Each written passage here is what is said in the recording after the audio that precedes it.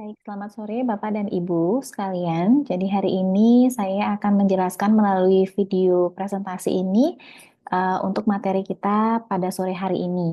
Jadi materinya tentang konsep EBP dalam keperawatan anestesiologi, bagaimana implementasi daripada Evidence Based Practice atau EBP.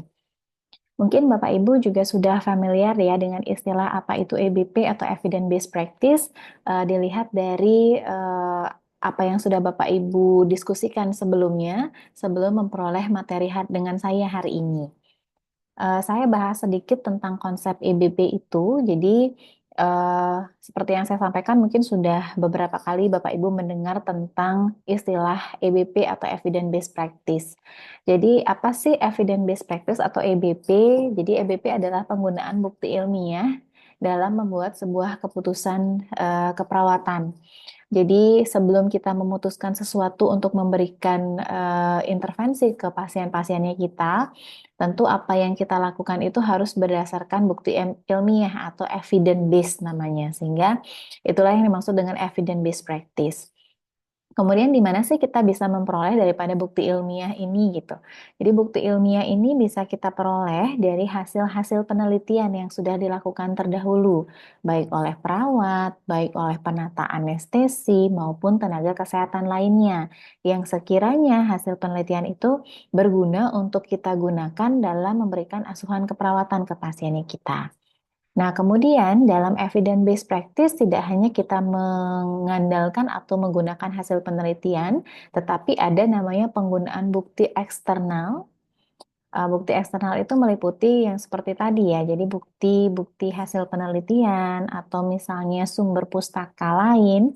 Kemudian kalau bukti internal itu adalah clinical expertise. Jadi expertise-nya Bapak Ibu juga digunakan di dalam kita membuat sebuah keputusan yang berlandaskan evidence-based practice.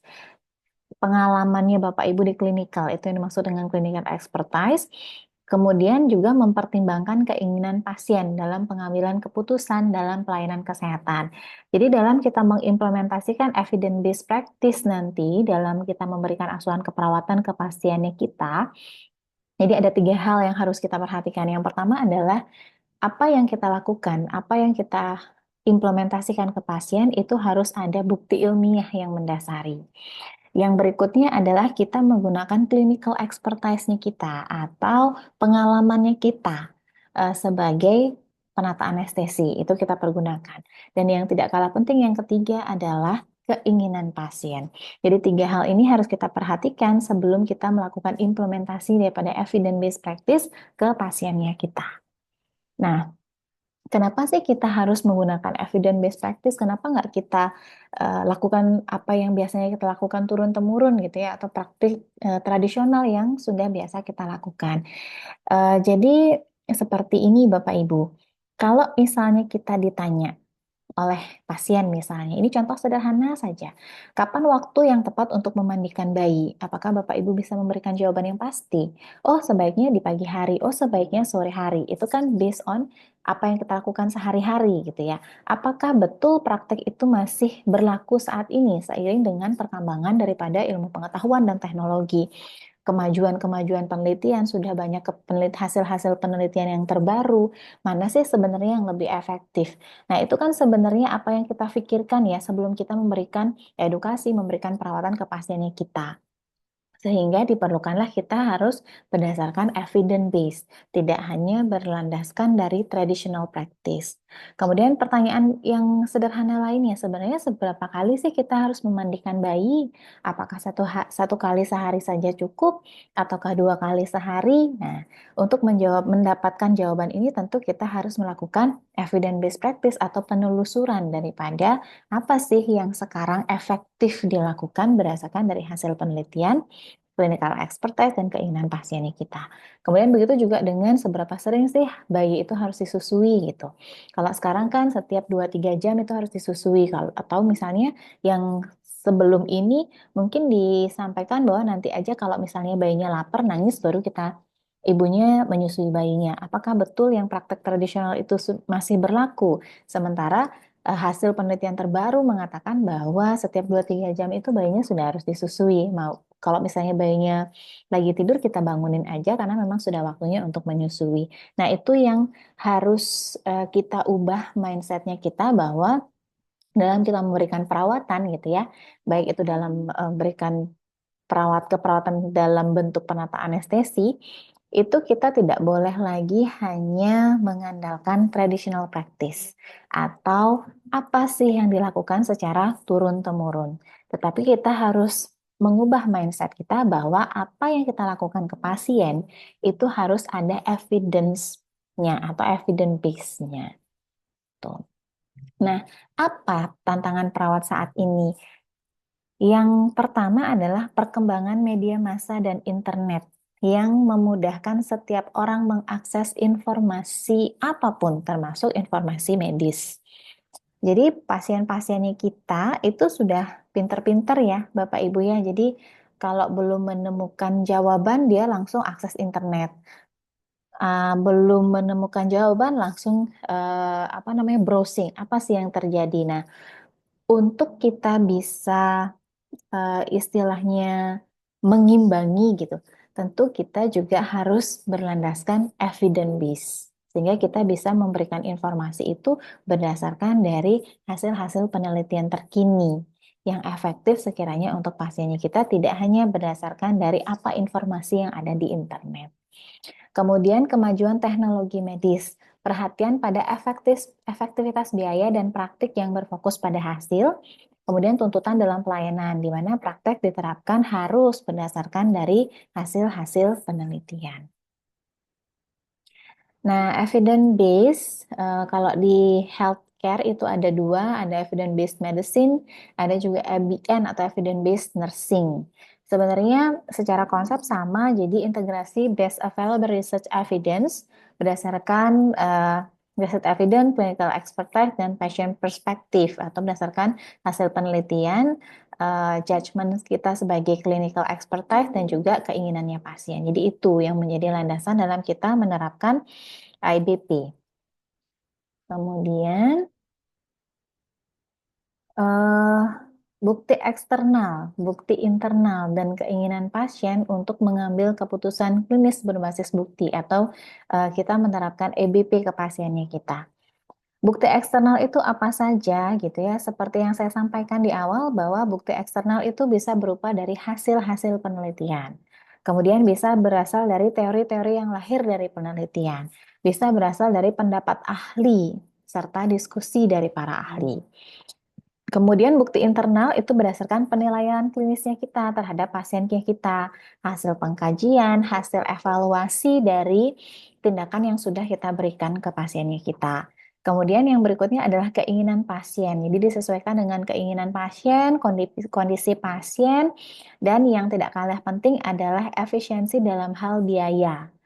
Karena kan pasiennya kita pasti punya perspektif, pasiennya kita nggak sama gitu ya. Ada yang mampu, ada yang kurang, sehingga apa yang kita berikan treatmentnya itu juga harus kita berdasarkan daripada patient preference atau keinginannya pasien, termasuk mempertimbangkan dari biayanya.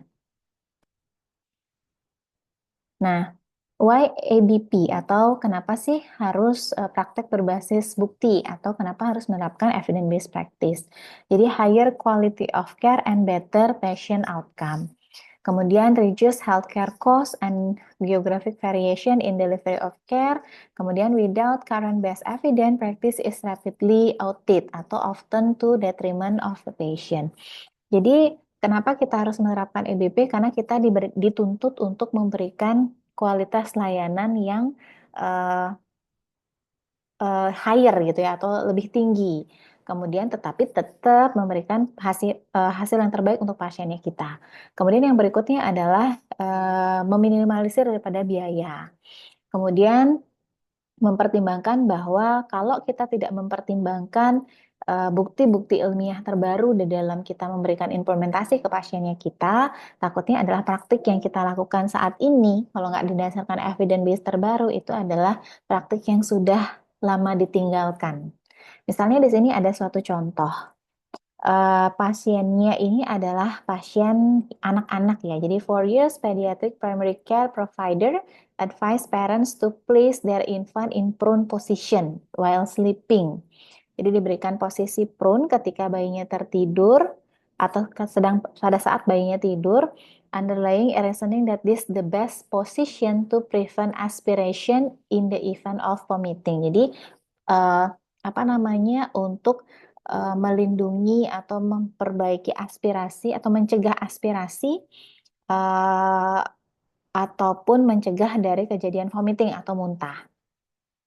With evidence indicate that prone position increase the risk of sudden infant death. Jadi penelitian yang terbaru mengatakan bahwa prone position itu malah menyebabkan atau beresiko tinggi bayi itu mengalami SIDS atau sudden infant death syndrome. Sehingga the American Academy of Pediatrics released a clinical practice guideline recommending a supine position for infant sleep untuk mengurangi daripada kejadian SIDS. Nah, kebayangkan kalau misalnya Bapak Ibu tidak memperhatikan apa sih rekomendasi terbaru atau apa sih hasil-hasil penelitian terbaru eh, untuk pasien kita. Misalnya ini contohnya dulu dikatakan bahwa prone position yang paling bagus posisinya untuk infant. Ternyata malah kejadian SIDS-nya tinggi, sehingga sudah ditinggalkan prone position berubah ke supine position. Itu yang lebih aman untuk mengurangi daripada kejadian SIDS pada infant. Nah, begitu juga Bapak Ibu dalam memberikan praktek ke pasiennya gitu ya, sebagai penata anestesi tentu Bapak Ibu juga harus aware terhadap apa sih perkembangan terbaru saat ini atau mana sih praktek yang terbaik yang bisa kita berikan untuk pasien kita. Nah, kemudian untuk terkait model EBP, yang pertama ada model Stellar namanya. Model ini sudah berkembang dari tahun 1976, kemudian diperbaiki lagi tahun 1994, akhirnya direvisi kembali terakhir tahun 2021. Jadi dalam menerapkan evidence-based practice, itu ada 5 tahapan. Yang pertama itu adalah tahapan persiapan. Identifikasi dulu masalah atau isu yang muncul. Kemudian ada namanya tahap validasi, mengkritisi bukti atau jurnal. Jadi kita memperoleh hasil-hasil penelitian, jangan lupa juga kita kritisi apakah betul itu layak kita praktekkan atau tidak.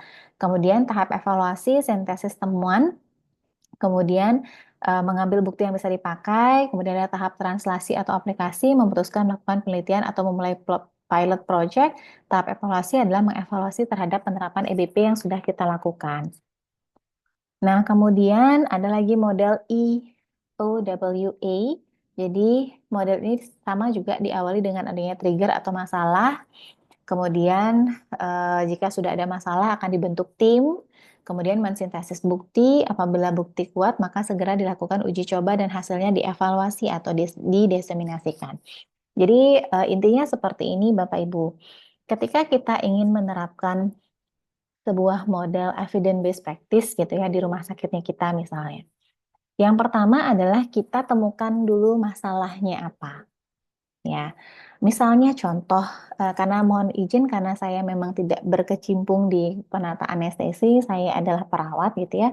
Saya ngasih contoh, misalnya ada eh, bayi baru lahir yang memerlukan inkubator yang untuk mempertahankan suhu tubuh bayinya. Nah, misalnya di rumah sakit kita temukan bahwa eh, kebutuhan inkubator seiring hari itu meningkat, tetapi tidak dengan jumlah yang ada di rumah sakitnya kita, misalnya seperti itu. Tapi kasusnya banyak nih bayi-bayi yang memerlukan gitu ya inkubator. Nah, sehingga kita ketemu nih masalah gitu. Apa sih yang bisa kita lakukan gitu untuk memberikan layanan? Apa sih yang bisa kita lakukan selain kita menggunakan inkubator? Apa sih yang bisa kita lakukan untuk mempertahankan suhu tubuh bayi yang notabene bayi itu kan mudah mengalami hipotermia gitu ya. Kemudian kita ketemu masalah nih. Apa treatment yang terbaik atau intervensi yang terbaik yang kita bisa lakukan untuk mempertahankan suhu tubuh bayi? Nah, kemudian Bapak Ibu searching terkait dengan hasil-hasil penelitian. Apa sih upaya-upaya yang bisa kita lakukan untuk mempertahankan daripada suhu tubuh bayi? Jadi Bapak Ibu dituntut untuk melakukan searching literatur, searching hasil penelitian. Nah, kemudian setelah mendapatkan bukti-buktinya gitu ya, Bapak Ibu sudah mengkritisi ternyata oh ini bisa nih hasil penelitiannya ini kita terapkan. dari segi biaya memungkinkan untuk kita lakukan. Kalau biayanya terlalu tinggi kan mungkin misalnya nih dari sebuah penelitian hasilnya memang efektif gitu ya untuk mempertahankan tubuh bayi, tetapi diperlukan biaya yang luar biasa juga untuk melakukan itu. Itu juga menjadi concernnya kita, apakah betul secara biaya ini bisa diterapkan atau tidak. Nah, setelah Bapak Ibu searching, udah memperoleh hasilnya, kemudian baru Bapak Ibu mencoba membuat sebuah pilot project gitu. Misalnya penggunaan eh, selimut atau apa misalnya yang bisa kita gunakan untuk mempertahankan suhu tubuh bayi. Nah, kita terapkan itu. Jadi kita buat pilot project berdasarkan hasil-hasil penelitian tersebut. Kemudian setelah kita lakukan pilot project, kita evaluasi betulkah itu efektif. Nah, kemudian kita diseminasikan nih hasilnya, kita sampaikan hasilnya. Kemudian kalau misalnya hasilnya baik, sehingga itulah kita bisa suggest atau sarankan ke manajemen bahwa ini efektif loh juga. Selain kita menggunakan inkubator, ada metode lain yang bisa kita gunakan untuk mempertahankan daripada suhu tubuh bayi. Gitu, sehingga bisa kita terapkan dengan juga tetap mempertimbangkan patient preference atau keinginannya si pasien atau keluarga pasien ya seperti itu. Jadi ada masalah dulu, kemudian Bapak Ibu dituntut untuk membentuk tim ya, membentuk tim karena nggak bisa melakukan EBP itu sendirian Bapak Ibu ya. Jadi membentuk tim, kemudian mulai searching hasil penelitian, kemudian terkait dengan masalah yang kita temui, kemudian kita sintesis hasil-hasil penelitian tersebut, baru kita mencoba untuk membuat pilot project-nya. Apakah betul efektif bisa diterapkan atau tidak, kemudian diseminasikan hasilnya. Setelah desiminasikan hasilnya, kalau memang betul mendapat persetujuan, layak untuk dilakukan, sehingga barulah kita mengimplementasikan. Jadi seperti itu nih Bapak Ibu kalau kita ingin menerapkan EBP. Ya, bahwa kuncinya adalah tiga. Satu, daripada bukti eksternal, hasil penelitian, sumber-sumber teori, buku.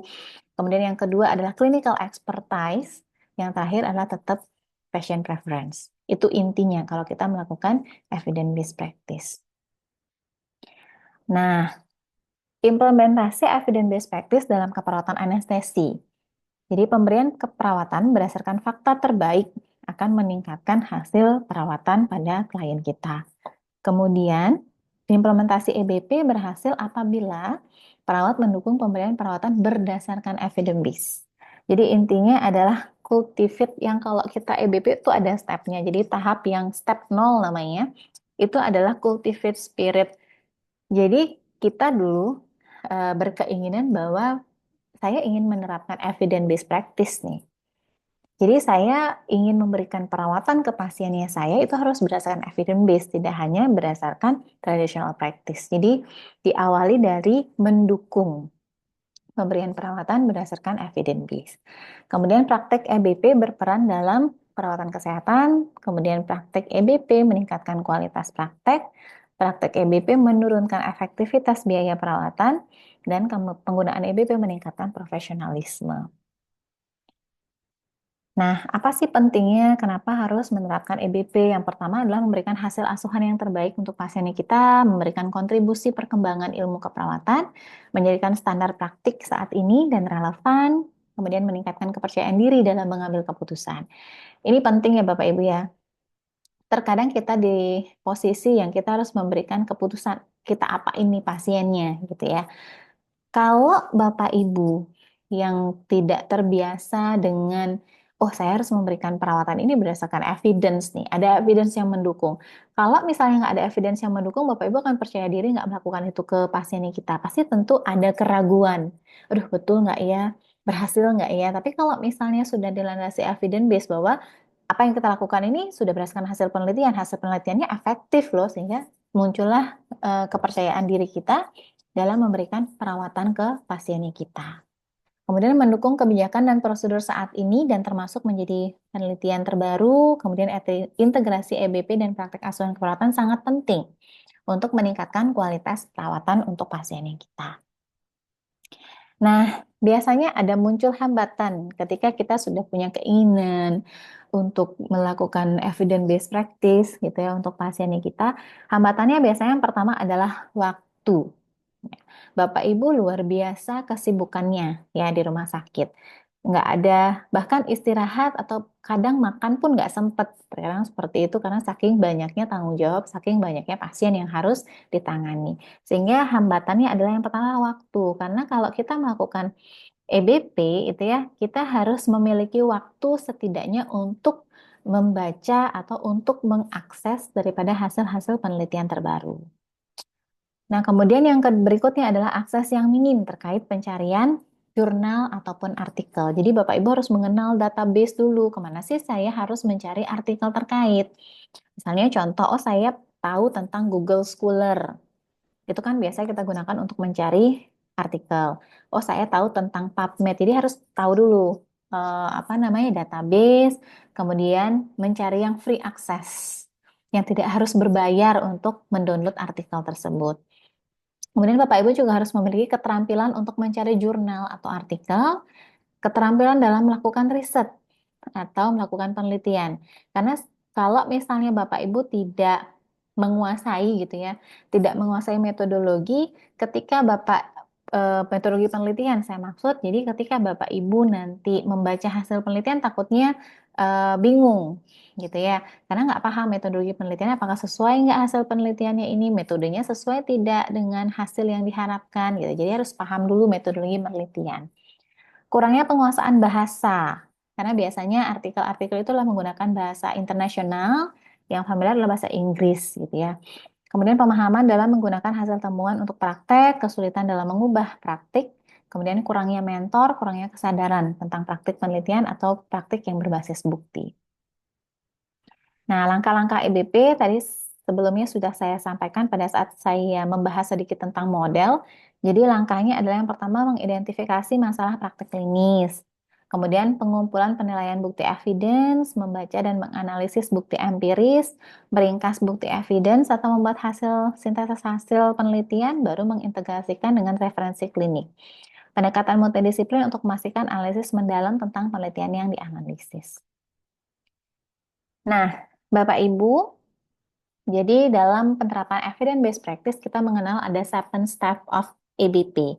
Yang step 0 itu adalah cultivate a spirit of inquiry. Jadi kita dulu yang bersemangat gitu ya, ibaratnya termotivasi untuk memberikan perawatan ke pasiennya kita itu harus berdasarkan evidence-based practice. Jadi cultivate a spirit of inquiry.